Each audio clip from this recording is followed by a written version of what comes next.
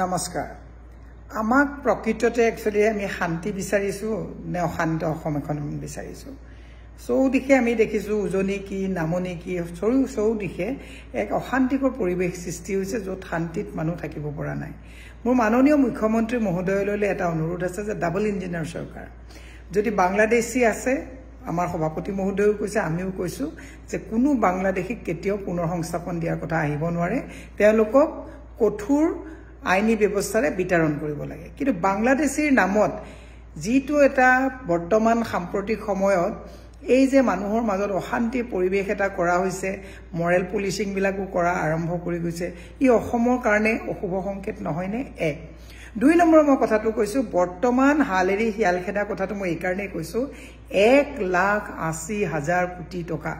100 কোটি 200 কোটি 500 কোটি 50,000 কোটি এনেকুৱা নহয় 1,80,000 কোটি টকা ধাৰ আৰু আজি তাৰিখত সেই ধাৰৰ পূজা আমাৰ প্ৰত্যেকজন অসমৰ মানুহৰ মূৰৰ ওপৰত প্ৰায় 50,000 টকাকৈ আমাৰ ধাৰৰ পূজা আছে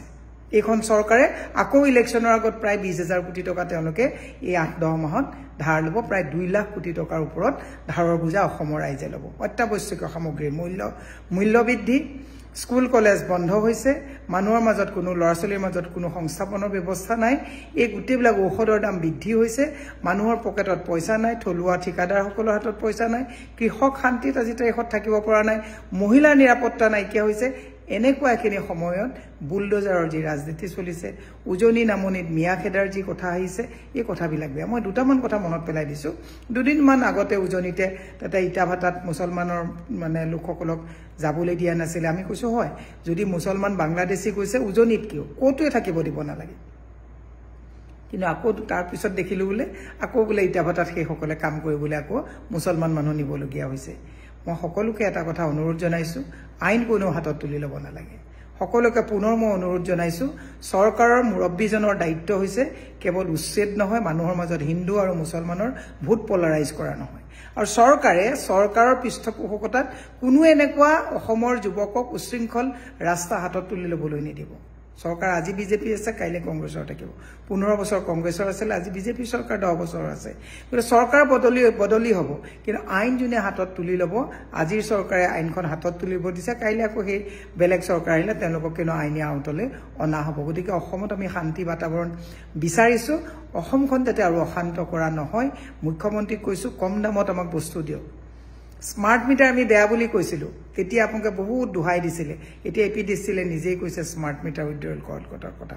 আমি যে কথাবিলাক যে বিৰোধিতাৰ কাৰণে নকম এই কথাবিলাক অসমৰ ৰাইজেও হৃদয়ংগম কৰা ভাল এইফালে যে মানুহ খেদা খেদি উচ্ছেদ এই কথাবিলাক কৈছে আমি কৈছো বাংলাদেশে যদি সঁচাকে উচ্ছেদ কৰিছে আকৌ কিয় তেওঁলোকক 50,000 টকা দিয়া হৈছে আকৌ কিয় তেওঁলোকক মাটি দিয়া হৈছে গৰুখুটিত যেনেকে বাংলাদেশী বুলি আপোনালোকে কৈ এটা উজনি নামনিত এটা হিন্দু মুছলমানৰ মাজত পলাৰাইজ কৰাৰ ব্যৱস্থা কৰিলে আকৌ সংস্থাপন দিলে কাজিৰঙাৰ বাংলাদেশী বিলাকক ক'ত খেদি আপোনালোকে পঠালে আপোনালোকতো খেদিওতে সদায় বুলডোজাৰ লগালে বাংলাদেশী বুলি কয় ক'ত খেদিলে এই হিচাপটো মুখ্যমন্ত্ৰী আমাক দিব লাগে যে কিমান বুলডোজাৰ লগাই ঘৰ ভঙা হ'ল কিমান মানুহক বাংলাদেশলৈ বিতৰণ কৰা হ'ল কেদিনমানৰ আগত যে 65 জন পুছবেকৰ নামত বাংলাদেশত বিতৰণ কৰিবলৈ পঠোৱা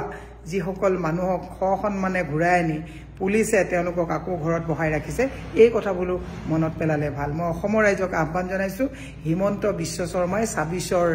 ৰাজনীতিৰ ৰণনীতি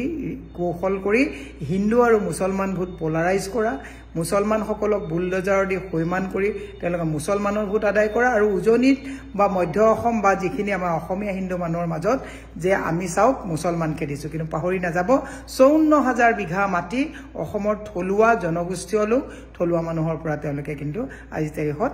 আদানী আম্বানীক পানী দৰত দি দিছে মই দূৰলৈ নাযাওঁ পলাশবাৰী লোহাৰঘাটত যদি যায় আমাৰ গোটেই জনগোষ্ঠী ৰাভা জনগোষ্ঠী বড়ো জনগোষ্ঠী অসমীয়া মানুহৰ মাটিবিলাক কিন্তু তেওঁলোকে আদানী আম্বানীক হস্তগত কৰিছে গতিকে ভালকৈ বুজি পালে ভাল মই সকলোকে কৈছো অসমখন অশান্ত নকৰিব জয় অসম কেৱল দুজনমান মানুহৰ হাতত নহয় জয় অসম আমিও কৈছো জয় অসম বুলি কৈ লৈ পেলাই কিন্তু উশৃংখল যাতে পৰিৱেশ কোনেও সৃষ্টি নকৰে তাৰ কাৰণে সকলোকে আহ্বান জনাইছো ধন্যবাদ